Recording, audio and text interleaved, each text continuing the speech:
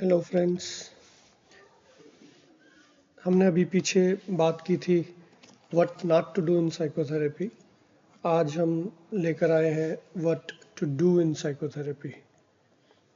Although मेरा belief ये रहा है कि what not to do in psychotherapy ज़्यादा आसान है और ज़्यादा इम्पोर्टेंट है समझने के लिए।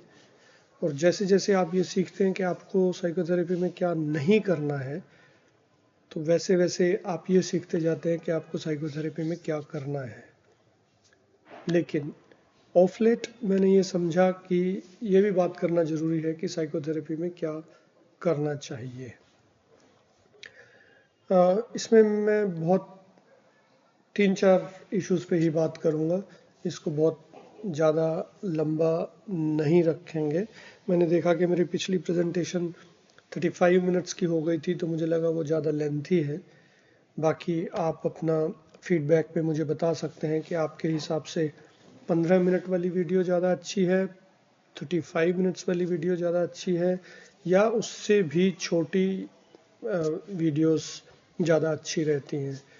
तो मैं आपके फीडबैक के अकॉर्डिंगली अपनी वीडियो को चेंज कर सकता हूँ, उन्हें छोटा या बड़ा बना सकता हूँ। अगर हम देखें साइकोथेरेपी में एक सबसे ज़्यादा ज़रूरी जो चीज़ रहती है वो रहती है बाय टाइम। ये एक ऐसी टेक्निक है जिसका यूज़ करना बहुत ज़रूरी रहता है। इसको मैं एक एग्जांपल के साथ, एक केस विनय के साथ में लेना चाहूँगा कि एक 28 ईयर्स ओल्ड वुमेन थी जो डिप्रेशन और वायलेंट बिहेवियर्स के साथ स्ट्रगल कर रही थी घर पे। और उसने ऑलरेडी ट्रीटमेंट 3-4 साल के लिए ले लिया था, तो उसकी फ्रस्ट्रेशन काफ़ी बढ़ चुकी थी।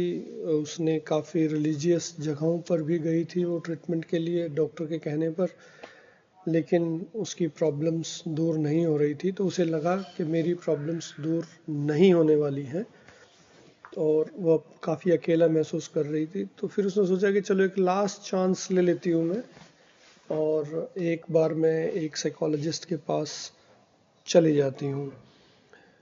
तो जब वो आई तो उसने थेरेपिस्ट को बोला कि आप मुझे कुछ भी घुमा फिरा के मत कहिए, मुझे आप सीधे साधा ऑनेस्टली बताइए कि आप मुझे हेल्प कर सकते हैं तो ठीक है, नहीं तो मुझे जाके आराम से मरने दीजिए, मुझे उलझाने की ज़रूरत नहीं है, जैसा कि साइकोलॉजिस्ट करते हैं उसके हिसाब से।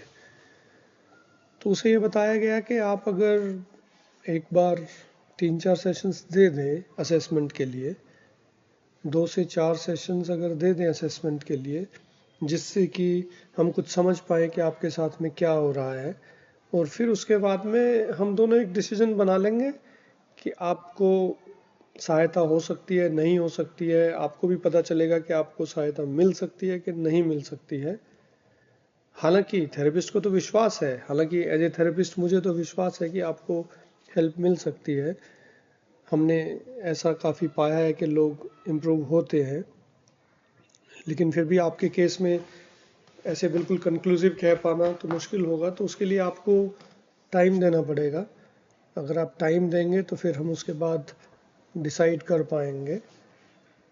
तो उसने थोड़ा नानुकुर किया, लेकिन फिर उसको समझाया गया कि बिना असेसमेंट के कोई कैसे बता सकता है, बिना किसी की इन्फॉर्मेशन सुने, बिना किसी की हिस्ट्री जाने कोई कैसे बता सकता है कि हाँ बिल्कुल ठीक हो जाएंगे, आप बिल्कुल सही हो जाएंगे। तो ये ऑनेस्ट रिप्लाई, ये ऑनेस्ट जवाब नहीं रहेगा जिसकी कि आप कह रहे हैं कि आप ऑनेस्ट होकर मुझे जवाब दीजिए। तो उसने बोला ठीक है, 2 से 4 सेशंस के लिए देखते हैं। और जैसे ही हमने वो टाइम बाय किया, जैसे ही उसके साथ में सेशंस शुरू हुए, जैसे ही फिर थेरेपिस्ट उसके साथ में एक रिलेशनशिप डेवलप कर पाया, एक ट्रस्टिंग रिलेशनशिप डेवलप कर पाया, जिसकी शायद उसको ज़रूरत थी, उसी चीज़ के लिए शायद वो दर दर भटक रही थी। तो जैसे ही उसको वो ट्रस्टिंग रिलेशनशिप मिला, और उसके बाद में कभी उसने इस चीज़ का जिक्र नहीं किया कि उसको बताया जाए कि वो कब ठीक होगी, ताकि वो जाके चैन से मर पाए या ऐसा कुछ है। और काफ़ी लंबे समय तक उस थेरेपिस्ट के साथ उसकी थेरेपी चली, और उसने सक्सेसफुली इम्प्रूवमेंट शो की। एंड जब तक उसका लास्ट फॉलो अप उस थेरेपिस्ट के साथ चला तो काफ़ी लंबे समय तक ये पता चला कि वो काफ़ी अच्छा कर रही थी, शादी भी हुई उसकी। तो बाय टाइम करना अपने आप में एक बहुत ही इम्पोर्टेंट टेक्निक है। Instead of making blanket statements that कि तुम ठीक हो जाओगी, सब बढ़िया होता है, तुम चिंता मत करो, सब ठीक हो जाएगा, अरे आप तो इतने इंटेलिजेंट हैं तो आप तो ठीक हो ही जाएंगे, ज़िंदगी में परेशानियां तो आती रहती हैं, बजाय इन सब स्टेटमेंट्स के अगर हम उनको ये बोलें कि हम थोड़ा टाइम दीजिए, फिर हम बात करते हैं और उसके बाद में ये देखा जाएगा। एक और चीज़ जो हमें करनी चाहिए थेरेपी के अंदर में कि हमें अपने फॉर्मुलेशंस एरर को पकड़ना चाहिए। हम लोग कहते हैं कि थेरेपी में एक तरह से देखा जाए तो मोटे मोटे तौर पे 3 स्टेजेस हैं। आप असेसमेंट करते हैं, असेसमेंट के बेसिस पे आप फॉर्मुलेशन बनाते हैं और उस फॉर्मुलेशन के बेसिस पे ही आप मैनेजमेंट करते हैं। तो आपकी असेसमेंट, आपकी फॉर्मुलेशन बेस्ड होनी चाहिए असेसमेंट के ऊपर, आपकी मैनेजमेंट बेस्ड होनी चाहिए आपकी फॉर्मुलेशन के ऊपर, तीनों में लिंक होना चाहिए एक दूसरे के साथ में। तो हमें ये कोशिश करते रहना चाहिए कि हम अपनी फॉर्मुलेशन में अगर कुछ एरर है तो उसको रिकग्नाइज कर पाएँ या उसको चेक करते रहें। यूजुअली एक चीज़ जो हमने देखी है और यूजुअली ये ट्रेनीज भी गलती करते हैं इसमें और काफ़ी एक्सपीरियंस प्रोफेशनल्स भी गलती करते हैं कि जैसे ही डिसोसिएटिव डिसऑर्डर का पेशेंट आता है तो वो उससे पूछते हैं कि आपको कोई स्ट्रेस है, आपको कोई परेशानी है, आपको कुछ है, तो वो पेशेंट कहता है नहीं मेरा सब ठीक है, हस्बैंड के साथ भी रिलेशनशिप ठीक है, वाइफ के साथ भी रिलेशनशिप ठीक है, या माँ के साथ ठीक है, फादर के साथ ठीक है, बच्चों के साथ ठीक है, फाइनेंस ठीक है, कुछ ज़्यादा दिक्कत नहीं है, हाँ थोड़ी दिक्कत है लेकिन सब ठीक है। तो उनके वर्बल रिपोर्ट के बेसिस पे फिर वो आके कहते हैं कि स्ट्रेसर तो है नहीं कोई भी, और फिर वो कहते हैं कि इनको कोपिंग डेफिसिट है। ये दूसरा उसी से लिंक्ड रहता है कि जब भी कोई आदमी आता है प्रॉब्लम्स के साथ और बोलता है कि उन्हें स्ट्रेसेस हैं, एक फॉर्मुलेशन ये ज़रूर बनती है कि ये पेशेंट, ये क्लाइंट, ये आदमी अपनी परेशानी से कोप नहीं कर पा रहा है, तो इसका मतलब इसमें कोपिंग डेफिसिट्स हैं, स्किल डेफिसिट्स हैं। यहाँ पे हमें ये ध्यान रखना है, स्ट्रेस की असेसमेंट अलग होनी है, कोपिंग स्किल्स की असेसमेंट अलग होनी चाहिए। एक आदमी जो स्ट्रेस से कोप नहीं कर पा रहा है, ये इसका मतलब ये कभी भी नहीं है कि उसमें कोपिंग डेफिसिट्स हैं, क्योंकि ये भी पॉसिबल है कि स्ट्रेस है ही अपने आप में इतना ज़्यादा कि उसमें शायद कोई भी इंसान होता दुनिया का तो वो भी उससे कोप नहीं कर पाता, अच्छे से अच्छे कोपिंग स्किल्स वाला आदमी भी उससे कोप नहीं कर पाता। तो ये चीज़ के लिए हम जानते हैं, थियोरेटिकली हम ये समझते हैं, इंटेलेक्चुअली हम ये समझते हैं, लेकिन वही बात है जो कहते हैं insight is not cure. So insight होना एक आदमी के पास ज़रूरी नहीं है कि वो उसको अप्लाई भी कर पा रहे हैं। तो ये एरर हमें समझना चाहिए। जैसे कि हमने एक एग्जांपल में देखा था, एक 35-year-old women teacher, okay it should be women, spelling error के लिए आई एम सॉरी। एक 35 ईयर्स ओल्ड वुमेन टीचर आती है स्लीप प्रॉब्लम्स के साथ, और उसके हस्बैंड बेड रेस्ट पे हैं since many years due to medical complications, so वो इन्वॉल्व है उनकी टेक केयर में भी, और फाइनेंशियल अर्नर भी वही है, ब्रेड अर्नर भी वही है फैमिली के लिए, और उसके 2 टीनेज बच्चे भी हैं, और मेट्रो सिटी के अंदर में वो लोग रहते हैं। तो अगर यहाँ पे देखा जाए तो अब यहाँ पे उनसे पूछना, क्लाइंट से ये पूछना कि क्या आपको स्ट्रेस है फाइनेंशियल या इमोशनल या और, तो बड़ा ही इतना समझदारी वाला काम शायद ना लगे, क्योंकि मेट्रो सिटी में रहना अपने आप में स्ट्रेसफुल होता है, टीनेज बच्चों के साथ रहना अपने आप में स्ट्रेसफुल होता है, किसी का केयर टेकर होना लॉन्ग टर्म के लिए अपने आप में क्रोनिक स्ट्रेसर रहता है। एंड देन वुमेन भी डिसएडवांटेज में रहती है हमारी सोसाइटी में, तो ये भी अपने आप में एक प्रॉब्लम रहता है। लेकिन जब ट्रेनिंग्स आते हैं तो वो बोलते हैं कि हमने उनसे पूछा तो उन्होंने कहा कि नहीं, मुझे तो हस्बैंड की देखभाल करके अच्छा लगता है, मैं इसको बर्डन नहीं मानती हूँ, मुझे काम करके अच्छा लगता है, तो मुझे लगता है कि मैं इन सब चीज़ों को अपनी पूरी तन्मयता से करना चाहती हूँ। हाँ, मैं लगी हुई हूँ इसमें सुबह से शाम तक, लेकिन मुझे कोई स्ट्रेस नहीं है, मुझे कोई दिक्कत नहीं है। So despite the fact that के क्लाइंट बोलता है कि मुझे इन सब चीज़ों से कोई दिक्कत नहीं है, ठीक है, ये उनकी अपनी परसेप्शन है, लेकिन ये फैक्ट्स हैं, इसका कोई डिनायल नहीं हो सकता कि इस जिंदगी इस क्लाइंट की लाइफ में काफ़ी ज़्यादा स्ट्रेसेस हैं, काफ़ी टफ लाइफ है, तो उसका इम्पैक्ट होगा ही होगा आदमी की इमोशनल, फिजिकल, कॉग्निटिव और फिजियोलॉजिकल कैपेसिटीज़ के ऊपर में। तो हम उनको ये नहीं कहते कि नहीं नहीं देखो ये आपको इसकी वजह से स्ट्रेस है, ये सब देखो आपका इतना, आप कैसे कह सकते हैं कि आपको स्ट्रेस नहीं है। But we can just keep it in our formulation that कि ये इस आदमी का ये दिनचर्या है, ये सब कुछ ये कर रहे हैं, तो इसको देखते हुए they are bound to feel certain disturbances. अब यहाँ पे सवाल ये आता है कि हम क्या बोले, उनकी असेसमेंट के बिना हम ये बोलेंगे उनकी कोपिंग स्किल डेफिसिट्स है कि वो कोप नहीं कर पा रहे हैं इससे। हमें उसकी असेसमेंट सेपरेटली करनी पड़ेगी कि इनकी कोपिंग स्किल डेफिसिट्स है कि नहीं है। अगर हैं तो हमें उनको वो कोपिंग स्किल्स सिखाने पड़ेंगे, अगर नहीं है तो हमें उनको कोपिंग स्किल्स डेफिसिट कह के नहीं सिखाने पड़ेंगे, लेकिन हो सकता है कि हमें उनकी कोपिंग और बढ़ानी पड़े, गिवन द फैक्ट कि इतना ज़्यादा स्ट्रेसेस के थ्रू वो जी रहे हैं।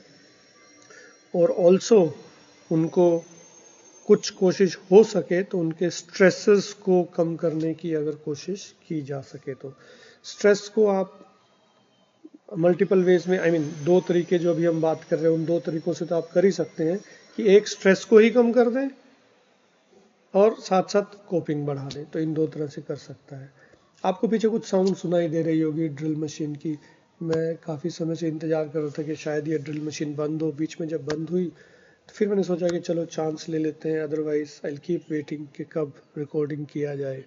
सो ये कुछ फैक्टर्स हैं जो शायद आपके कंट्रोल में नहीं रहते हैं, and let's see how the audio quality comes to you. तीसरे में अगर हम देखें तो एक और फॉर्मुलेशन एरर को पकड़ने के लिए हमें कोशिश करते रहना चाहिए, जो जुड़ा हुआ है लिसनिंग स्किल से भी, जो जुड़ा हुआ है जब हमने पीछे कहा था what not to do in psychotherapy, कि आप बड़ी जल्दी ये न्यूरोसाइकोलॉजी वाला जो फैक्टर था कि आपको कन्फैबुलेशन की तरफ नहीं जाना चाहिए, उसी के साथ में जुड़ा हुआ है जंपिंग टू द गन भी नहीं करना चाहिए in terms of making formulation. इसमें एक केस मैंने था जिसमें एक 45 ईयर्स ओल्ड बैंक मैनेजर था जिसको रेफर किया गया था ये कह के कि इनको इंक्रीज लिबिडो है, और उनको उसका ट्रीटमेंट भी दिया गया था। इनको इंक्रीज लिबिडो है और थेरेपी के लिए भेजा जा रहा है कि इनकी लिबिडो को कम किया जाए। काफ़ी अलग तरह से का रेफरल था। तो जब वो आया, जब उससे बात होना शुरू हुआ तो ऑब्वियस था कि उसने शुरू किया अपनी लिबिडो के बारे में बात करना। उसने बताया कि कैसे वो सिंगल है, उसकी वाइफ के साथ उसका डिवोर्स हो चुका है, और वो कैसे कमर्शियल सेक्सुअल वर्कर्स के पास जाता है अपनी फिजिकल नीड सेटिस्फाई करने के लिए। कैसे उसने बीच में एक अरेंजमेंट भी कर रखा था एक कपल के साथ जिसमें अगेन वो पेड सेक्स रिलेशनशिप में इन्वॉल्व रहता था। तो उसने बोला कि हाँ, मुझे इस चीज़ की काफ़ी अर्ज रहती है, मुझे इसके बिना लगता है कि मेरी ज़िंदगी नहीं है, और ये मेरी ज़िंदगी की एक नीड है। सो मच सो दैट कि वो हॉस्पिटल में एडमिट था, तो वहाँ पे वो मैस्टरबेशन करने की कोशिश किया, जिससे उसको थोड़ा शायद थोड़ा डॉक्टर को पता चला तो थोड़ी एम्बैरेसमेंट भी झेलनी पड़ी। तो वो बोला कि हाँ, मुझे इस चीज़ की प्रॉब्लम है और मैंने ही आके इनको बताया था। देन ही सेड दैट कि नहीं, लेकिन मुझे ये कोई दिक्कत नहीं है कि मैं सेक्सुअल एक्टिविटीज़ में इन्वॉल्व होता हूँ, मुझे ये कोई दिक्कत नहीं है कि मैं कमर्शियल सेक्सुअल वर्कर के साथ सेक्स करता हूँ। कहता है क्योंकि मैं कभी भी बाउंड्री क्रॉस नहीं करता हूँ, मैं कभी अपने कलीग को या कभी अपने किसी ऐसे गलत काम में नहीं उलझता हूँ। तो उस वजह से वो बोला कि मुझे नहीं लगता कि ये मेरे लिए मैं कुछ गलत कर रहा हूँ। तो वो बहुत क्लियर था, जिस हिसाब से वो बात कर रहा था तो वो काफ़ी क्लियर था। तो जब इतनी क्लैरिटी होने के बावजूद तो थेरेपिस्ट को लगा कि ये समझना चाहिए कि ये परेशानी भी नहीं है और फिर भी इसी चीज़ के लिए ये यहाँ हॉस्पिटल में आए भी हैं और इसी चीज़ के लिए फिर इनका ट्रीटमेंट भी चल रहा है। तो जैसे जैसे हिस्ट्री को आगे लेना शुरू किया गया और ये ध्यान रखा गया कि उसको एकदम से ही सजेशंस देने शुरू नहीं किए गए इंक्रीज लिबिडो को कम करने के लिए या कुछ और तरह की टेक्निक्स, इनोवेटिव टेक्निक्स नहीं लगाई गई। तो उनसे बात शुरू हुई तो पता चला वो एक सिंगल पेरेंट है, उसकी एक डॉटर है जो अब टीनेज की तरफ कदम रख रही है और वो उसको कंसर्न रहता है कि वो बड़े होके कैसे बनेगी। और फिर धीरे धीरे ये कंसर्न निकल के सामने आया कि उसका जो सबसे बड़ा कंसर्न था वो ये था कि वो अपनी सेक्सुअल लाइफ को कैसे परसीव करेगी, वो कैसे जिएगी, उसके कैसी धारणाएं बनेंगी। और उसको सबसे बड़ा इसी चीज़ की एंजाइटी, इसी चीज़ की एंटिसिपेशन रहती थी कि वो उसके जैसे नहीं बननी चाहिए as far as the need for sex is concerned. तो उसको ये लगता था कि वो मेरे जैसी ना बने, इस चीज़ के लिए वो सब। तो उसको अपने इन चीज़ों से, अपनी एक्टिविटीज़ से उसको नहीं थे दिक्कत। वो उसको इंक्रीज्ड लिबिडो नहीं मानता था, वो मानता था कि यस मेरी नीड है, मेरे अंदर में लिबिडो है और मैं इसके लिए कोशिश करता हूँ, लेकिन सही तरह से कोशिश करता हूँ। लेकिन उसका कंसर्न ये ज़रूर था कि कहीं मेरी डॉटर मेरी तरह ना बने। तो उस चीज़, तो जब हमें ये समझ में आया तो हमने उसके ऊपर काम करना शुरू किया, बात करना शुरू किया और उसको थेरेपिस्ट ने हैंडल किया। लेकिन इसमें ये चीज़ देखने की बहुत ज़रूरी थी कि पहले जो डॉक्टर्स ने फॉर्मुलेशन बना के भेजी थी, अगर उसी फॉर्मुलेशन के साथ चला जाता तो उसकी जो मेन कंसर्न था, मेजर कंसर्न था, जो समहाउ उसकी बैक ऑफ द माइंड में था, लेकिन वो उसको कैसे कहे या मे बी उसकी अवेयरनेस में नहीं था, वो उसको कैसे लेके आए ये उसको भी समझ में नहीं आ रही थी। तो अगर हम वेट करें, रुके, कोशिश करें देखने की, तो हमें एक सही फॉर्मुलेशन की तरफ कदम बढ़ सकते हैं। एक और चीज़ जो सबसे ज़्यादा इम्पोर्टेंट पाई गई है वो है कि जब क्लाइंट्स लेट आते हैं, तो ये पाया गया है कि यूजुअली ट्रेनीज या थेरेपिस्ट क्या करते हैं, वो कहते हैं कि अगर मेरे पास टाइम होगा तो मैं उनको देख लूँगा, या अगर वो इंसिस्ट करेंगे तो मैं उनको देख लूँगा, अगर वो सही वजह से लेट हुए हैं तो मैं उनको देख लूँगा, अगर वो दूर से आ रहे हैं तो मैं उनको देख लूँगा। तो देखने के जो कारण हैं वो वेरिड हैं, उसमें कोई एक बाउंड्री तय नहीं है। तो किसी को वो देख लेंगे, किसी को नहीं देखेंगे। मुझे ये लगता है, कई बार मैंने ये बहुत मुश्किल से पाया है कि मुझे लगता है कि मैं उनसे पूछता हूँ, जो हमारे ट्रेनीज हैं उनसे पूछता हूँ कि आप कैसे ये पता लगाओगे कि जो रीजनिंग उनकी आने की लेट है वो जेन्युइन है कि नहीं जेन्युइन है। वो कहते हैं नहीं सर, जेन्युइन होगी तो हम उन्हें नहीं देखेंगे, जेन्युइन नहीं होगी तो हम उन्हें नहीं देखेंगे, जेन्युइन होगी तो हम उन्हें देखेंगे। तो मुझे लगा कि वो जेन्युइनिटी देखने में ही कई बार उनको 20 मिनट लग जाते हैं कि वो रीज़न जेन्युइन है कि। तो एक हिसाब से आप सीआईडी का काम कर रहे हैं, एक हिसाब से आप एक इंस्पेक्टर का काम कर रहे हैं, आप ये पता लगाने की कोशिश कर रहे हैं कि जेन्युइन है कि नहीं है।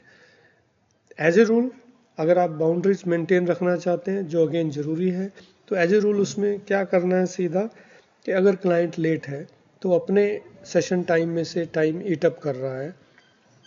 प्राइवेट प्रैक्टिस में लोग ऐसा ही करते हैं, अगर वो लेट आते हैं, अगर वो नहीं आते हैं तो उनका वो टाइम का पैसा लग गया। लेकिन जब वो एक गवर्नमेंट सेटअप में बैठे हैं तो वो उसको ऐसे नहीं देखते हैं कि जैसे वो उनसे पैसा चार्ज कर रहे हैं। सो मुझे लगता है rule should be the same दोनों जगह पे। वहाँ पे भी उनको ये करना है कि वो टाइम उनके टाइम में से ईट अप हो रहा है। यूजली 15-20 मिनट्स कोई लेट हो सकता है, लेकिन वो उनके टाइम में से ईट अप होगा, सेशन वाले टाइम में से। और अगर कोई ज़्यादा लेट है तो पोलाइटली उनको ये बताया जा सकता है कि आज सेशन नहीं हो पाएगा, and they can see them for 5-10 minutes.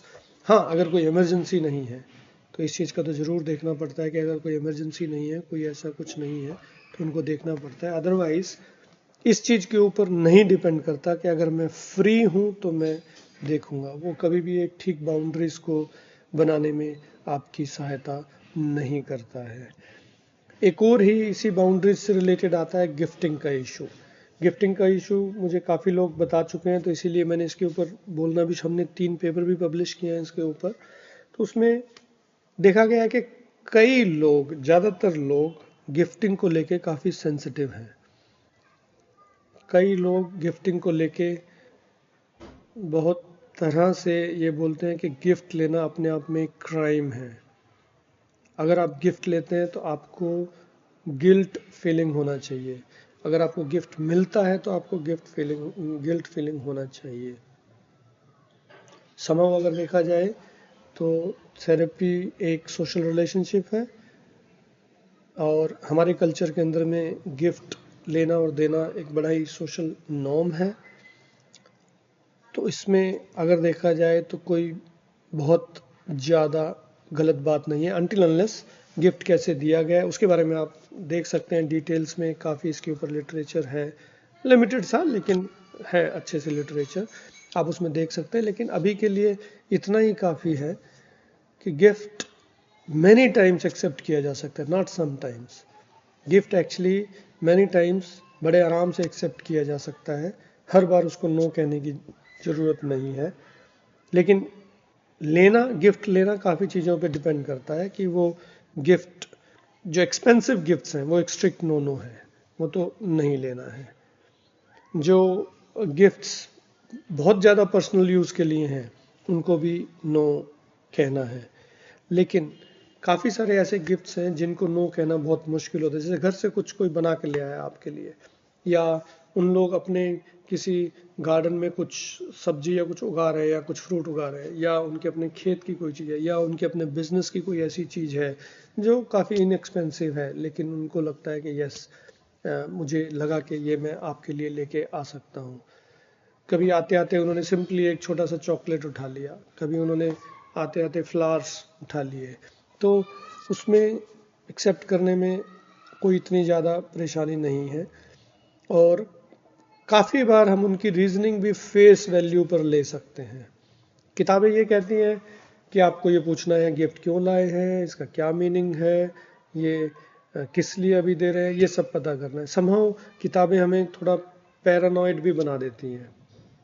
किताब एक्चुअली देखा जाए तो अगर हम उसको ठीक से पढ़े तो किताब कभी नहीं कहती कि आप गिफ्ट नहीं ले सकते हैं, वो आपको पूरी एक्सप्लेनेशन देती है। लेकिन हमारे पास कभी कभी पूरा समय नहीं होता है तो हम उस टॉपिक की डेप्थ में नहीं जाते हैं, उसको समझने की कोशिश नहीं करते हैं, और कोई ना कोई चीज़ पढ़ के ऊपर से तो उसकी रीजनिंग को फेस वैल्यू पे ले सकते हैं। हमें उसके बिल्कुल पीछे जाने की ज़रूरत नहीं है, हर बार उसको एनालाइज करने की ज़रूरत नहीं है उस रीजनिंग को।